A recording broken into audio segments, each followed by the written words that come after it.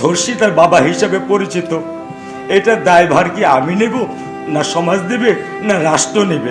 এই যে আমাদের সমাজ ব্যবস্থা, আমাদের প্রতি বছর প্রতিনিয়ত এই 52 বছর যাবত কখনো না কখনো কোনো না কোনোভাবে আইন করা হয়, নানানভাবে নানান ধরনের আইন করা হয়, কিন্তু সেই আইনের বাস্তবায়ন আমরা সেটা খুব একটা দেখি না। আবার যদি বলবি যে বাস্তবায়ন কিছু সরকারি করবে, আমার কাছে তা মনে হয় না। আমি খুব মূর্খ একজন মানুষ, আমার কাছে মনে হয় যে সমাজের নাগরিক হিসাবে আমাদেরও কিছু দায়িত্ব আছে। দায়িত্বগুলো যদি আমরা পালন না করি, তাহলে এক ফ্ল্যাটের এক দরজা থেকে এক দরজার দূরত্ব হচ্ছে 3 ফিট। জীবন অবাক না করলে কে করবে? 28% মিল্ক ফ্যাটের অবাক করার সাথে ফ্রেশ মিল্ক পাউডার। জীবন অবাক করুক প্রতিদিন। এই 3 ফিটের ভিতরে আমরা একটা শিশুকে নিরাপত্তা দিতে পারি না। নিশ্চয়ই সরকার এই 3 ফিটের নিরাপত্তার দায়িত্ব নেবেন না।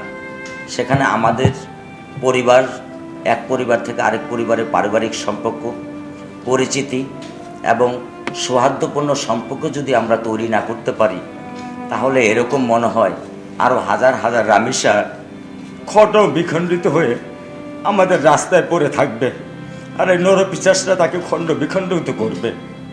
আমি বাবা হিসাবে আজকে একজন ধর্ষিতার বাবা হিসাবে পরিচিত, এটা দায়ভার কি আমি নেব, না সমাজ দেবে, না রাষ্ট্র নেবে?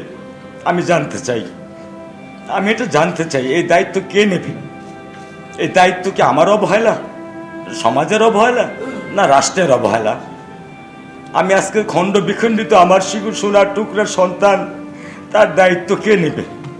আমি কি তার জন্য দায়ী, না কে দায়ী?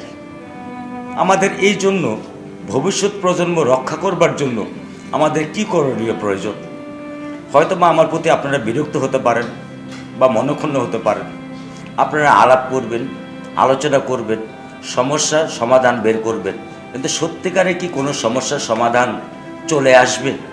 ভবিষ্যতে কি আর কোনো রামিসা এরকম ধর্ষিত হয়ে, মাথা খণ্ডিত হয়ে, ক্ষত বিক্ষত হয়ে বাপ মার বুকে সারা জীবনের জন্য ক্ষত বিক্ষত হতে দেবেন?